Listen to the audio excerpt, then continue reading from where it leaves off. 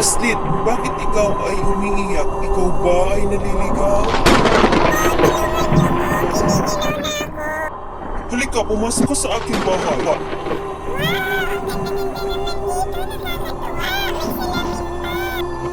Kenshin, patunayan mo sa akin na ikaw ay tapat na aking tagapaglingkod. Sa ngayon ay aking napatunayan na ikaw ay tapat at may busilak na puso at aking tuturuan ng aking mga kaalaman. Sa ngayon, ikaw ay aking pinabasbasan bilang tagapagtanggol at protektor ng mundong ito laban sa mga masasama at mga elemento na gustong sakupin ang mundong ito.